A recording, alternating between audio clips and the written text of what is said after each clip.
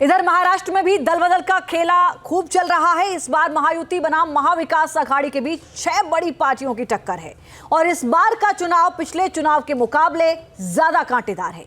यही वजह है कि दल बदल की दौड़ भी काफी तेज है। कई सियासी परिवार तो ऐसे हैं जिसमें पिता पुत्र अलग अलग पार्टी में नजर आ रहे हैं। रिपोर्ट देखिए।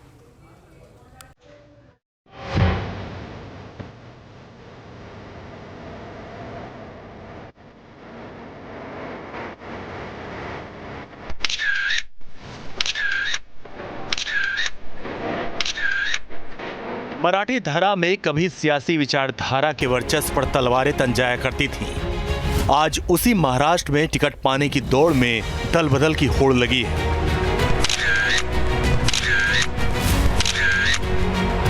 अपने कब पराये हो जाएं, पिता और बेटे की अलग अलग पार्टी हो जाए, कहा नहीं जा सकता।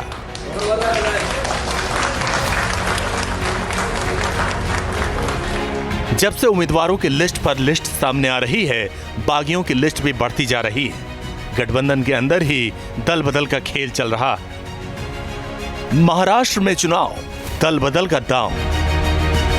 भागम भाग किस कदर है उसके गवाह हैं ये तस्वीरें। पूर्व केंद्रीय मंत्री और बीजेपी सांसद नारायण राणे के बेटे नीलेश राणे बीजेपी छोड़ एकनाथ शिंदे की पार्टी में शामिल हो गए। खास बात यह है कि सिंधुदुर्ग में नीलेश राणे के शक्ति प्रदर्शन में सीएम शिंदे के साथ खुद नारायण राणे भी मौजूद थे। बताया जा रहा है कि अपने बेटे को एकनाथ शिंदे की शिवसेना में शामिल कराने के लिए उन्होंने काफी मेहनत की और आखिरकार बीजेपी छोड़कर शिंदे का तीर धनुष थाम लिया।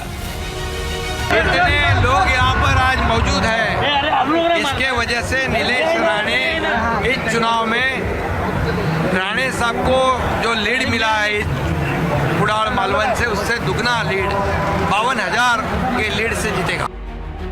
महायुति की ट्रिपल इंजन सरकार में ही आयाराम गयाराम का खेल चल रहा है। बीजेपी छोड़कर महायुति के दूसरे सहयोगी का दामन थामने वालों में विदर्भ के कद्दावर नेता प्रताप पाटिल का भी नाम जुड़ गया है। पूर्व सांसद प्रताप पाटिल ने अपने समर्थकों के साथ अजीत पवार की एनसीपी का दामन थाम लिया।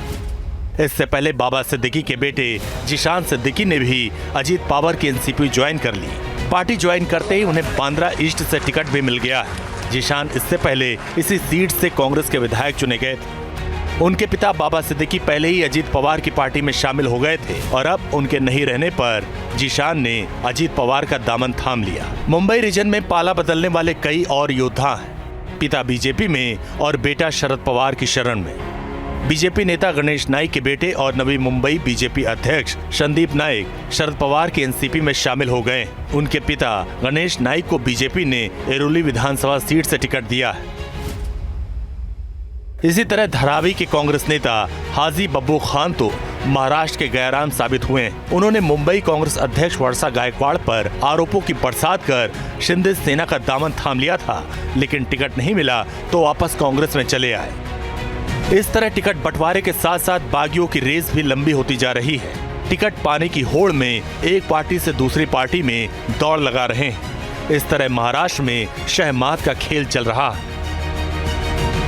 Team news nation. News nation अब व्हाट्सएप पर खबरों की ताजा अपडेट के लिए न्यूज़ नेशन के इस क्यूआर कोड को स्कैन करें।